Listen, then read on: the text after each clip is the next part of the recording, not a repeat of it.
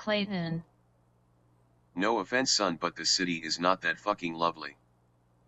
Thomas. So again, what brings you here? Clayton. Every week our boss sends us out on a mission to find souls which are ready to cross over. Thomas. So where do you search out these souls? Clayton. Most of our souls are found in the morgues. Thomas. So how do you manage to gain access into the morgues without anyone seeing you? Clayton. We usually visit the morgue after the morgue attendant leaves. Thomas. So I guess it is safe to say that you are a soul collector. Clayton. You could say that we're soul collectors. Thomas. So what else brings you here? Thomas looks at Clayton when he begins to see tears in Clayton's eyes. Clayton. Being able to see and talk to you son brings me here. Thomas. How did you manage to track down my location? Clayton. I tracked you down through this funeral home. In order for us to track down a loved one you must have contact with the dead. Thomas. But I'm a fucking detective and I have had lots of contact with the dead. Clayton. Before we proceed any further son, we must follow the golden rule. Thomas. Which is? Clayton. Under any circumstances nobody is to know that we communicate. Thomas. Oh, I'm pretty certain that we're safe from that ever happening. Clayton. How is Lynn and Elizabeth doing? Thomas. How in the fuck did you know I had 2 daughters? Clayton. I know everything about you son. Thomas. When you say everything. Clayton. I mean everything from the time we last seen each other until now. Thomas. How is it that you look pretty damn good for someone who fell down the fucking mine shaft?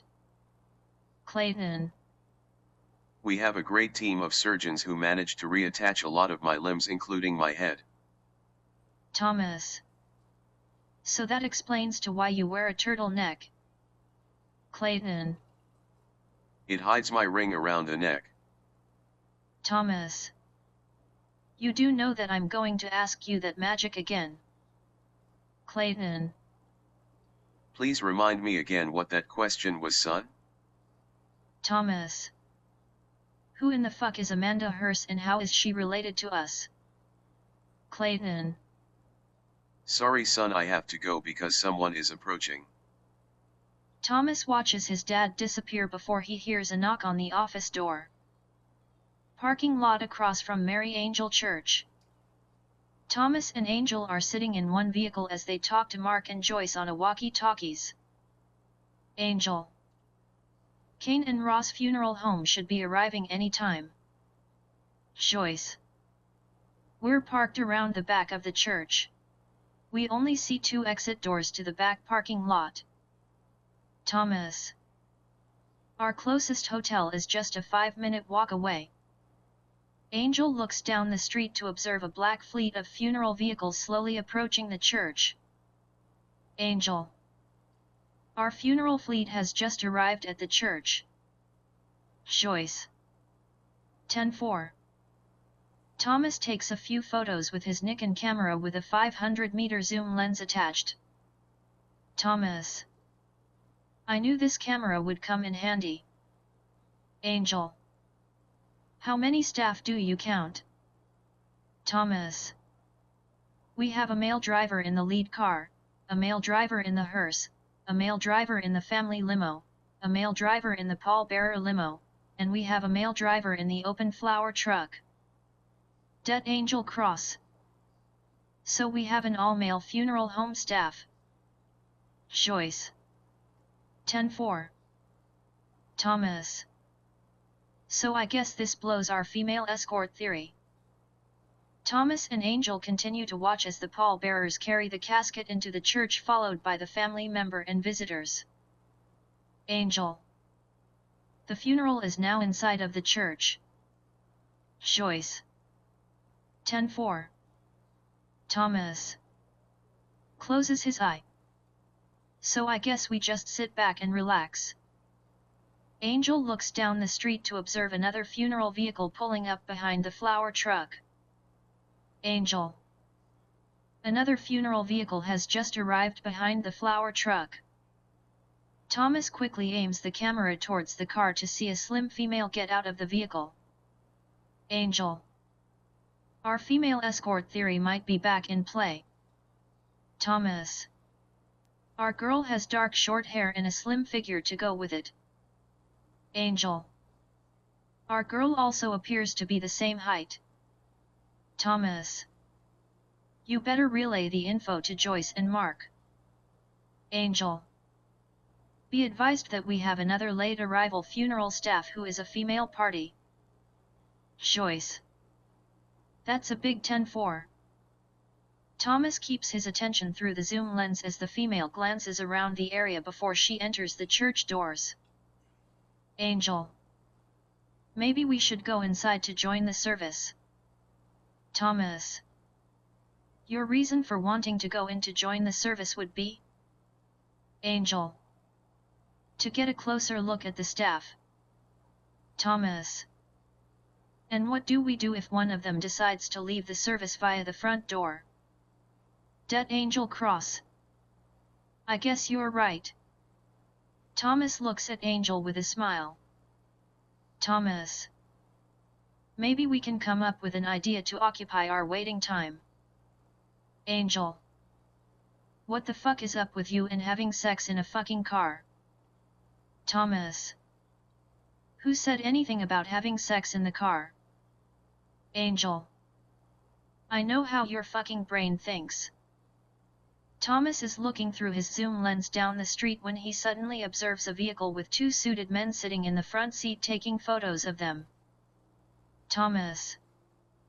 Heads up that we have a vehicle parked down the road with two men in it taking photos of our cars. Angel decides to look down the road to observe the same vehicle and advises Joyce and Mark over the radio. Angel.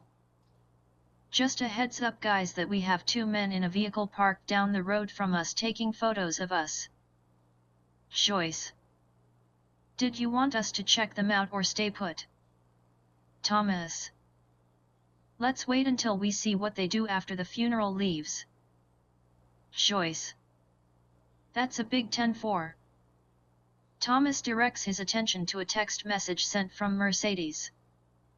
Thomas. The boss man has just advised me to tell you that we have two male detectives here from Chicago who are working on our Rosery cases. Angel. I'm going to assume that those two suited gentlemen are from Chicago. Thomas. Better advise Joyce and Mark. Angel. Heads up guys that our two boys might be from the Chicago police who are here working our Rosery cases. Joyce. 10-4 But why are the Chicago police working our Rosery cases? Angel. I'm sure that we're going to find out before the day is over. Joyce. 10-4. Thomas, Angel, Joyce, Mark along with the two mystery men wait an hour before they observe the funeral leaving the church without any activity. Angel. I guess we're done here guys. Joyce. Are we going to approach the two mystery men in the car? Thomas. Let's see if they decide to follow us over to the Rosebud. Joyce. We're coming around towards the front of the church.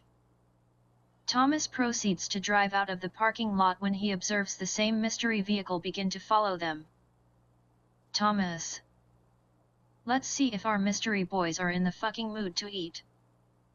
Rosebud Restaurant. Thomas, Mark, Joyce, Angel sitting waiting patiently for their two mystery detectives to arrive. Thomas. Are we going to give these two dudes the royal greeting? Angel. We're going to be very respectful to them. Mark glances toward the entrance door to observe two men dressed in suits walk in. Mark. Looks like our mystery detectives have arrived. The two gentlemen walk toward the booth with a smile on their faces. First gentleman. Excuse me folks, are you with the funeral home heat squad? Thomas. That all depends on who's asking. The two gentlemen take out their police badges. Second gentleman. Detectives David Thompson and Jim Edwards from the Chicago Police. Thomas. Detective Thomas Hearse. Angel. Detective Angel Cross. Joyce. Detective Joyce Ashes. Mark. Detective Mark Graves, and yes, we are the funeral home heat squad. David. Do you mind if we join you? Thomas. We don't mind at all. Everyone manages to fit in the sitting booth as James approaches the booth with a smile. James. Hey. I recognize the two of you detectives from Chicago. David. You must read our monthly police magazine. James. I follow several police forces. Thomas. Would you guys like anything to eat or drink? David. I'll have your daily lunch special with black coffee, please. Jim. I'll have the same, please. Thomas. You can bring us our usual, James. James walks away from the booth. Angel. So what brings Chicago detectives to our neck of the woods? David. It is our understanding that you have someone going around killing young ladies in hotel rooms and leaving a rosary in their hands. Angel. That's correct, we've had 3 in the last week. Jim. We've had a rash of hotel murders involving young ladies. David. Our suspect also leaves a rosary in the hands of our victims. Joyce. So you think your suspect has come into our backyard? Jim. It appears so, unless you have a copycat running around. Mark. So I'm going to go out on a limb here to say that you want us to work together on this case. Jim. Your boss man has already made the arrangements with our boss lady to work together. Joyce. Your boss is a female? Jim. Our union decided to permit a lady to run our police force. Angel. It sounds like you have an issue with a lady being in charge. Thomas. I think we need to get back to why these gentlemen are here. David. Your boss man also said that you would have the room to put us up for a few days. Angel. Well, that was really nice of our boss man to make that offer. Mark. Did our boss man mention where we work out of? Jim. All he said was that it was a big place with a lot of rooms in it. David. Please tell me that it's not a bug-infested shithole in the wall. Joyce. Come on now, boys. Do we look like the folks who would take you to a bug-infested shithole? Angel. Trust us when we say that you are going to leave with long-lasting memories to remember. Rouge Funeral Home. Thomas, Angel, Mark, Joyce, Jim, David sitting down while having a drink. Thomas. So what do you think of our place, gentlemen? David. I guess it's true what we've been hearing back at our station. Mark. What would that be? Det Jim Edwards.